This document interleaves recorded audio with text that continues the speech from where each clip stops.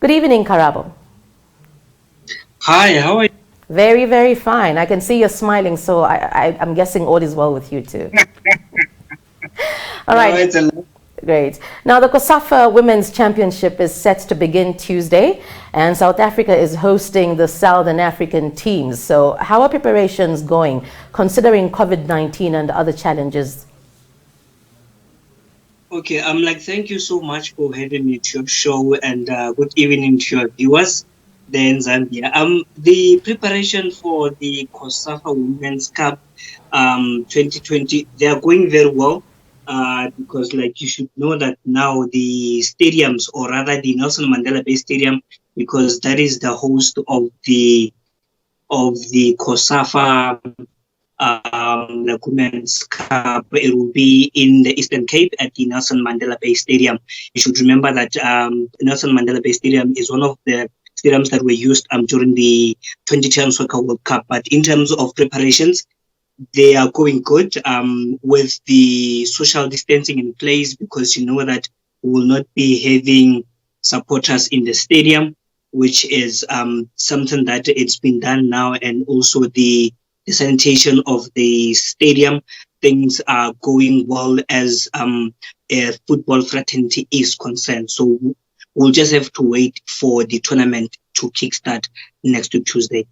Well, truth, Karabo, is we can't go on talking about this tournament without including the COVID-19 conversation. So how has the host team been managing to train with the lockdown only being lifted recently? How's that going?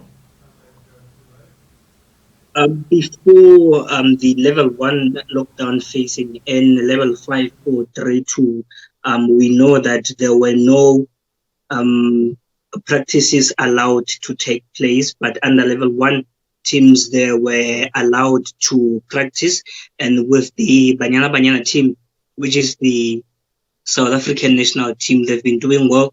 They've been practicing under level 1 as per regulations by the Department of our National Health here in the country. So they've been doing well, however, with the social distancing taking place. But you can tell that in terms of the practicing session, it's no longer the same, where players could be in one area whereby they could chat, but then now with the social distance in place, then things were not that easier. But then as the new norms, as they put it, as it is under COVID, the practicing, it's doing much better. We're just waiting for the tournament to kickstart next Tuesday. All right, now, in your opinion, which teams should we look out for in these games? It's a difficult one to answer, because in football, you know that you cannot have a final say on which team to look out for and which team not to look out for. But my pick here, it has to be Banyana Banyana, the South African national team, Malawi, and also Zambia, because last year in 2019, there were the teams to look out for. And remember that Banyana Banyana are the defending champions of the Cosafa Women's Cup. So for my picks, it's South Africa, Zambia, and Malawi. Those are my strongest picks. Oh. Now, moving away from football, Karabo, a few days ago we spoke about the Cricket South Africa board members, including the president, all resigning. Do you have any updates so far? Yes, of course. The update was delivered today by our Sports, Arts and Culture Minister, Honorable Natim Tetwa, telling us of the new interim board that was announced, and the new CSA interim board consists of 9 board members. And in a turn of events, the former CEO has also been part of the new interim board.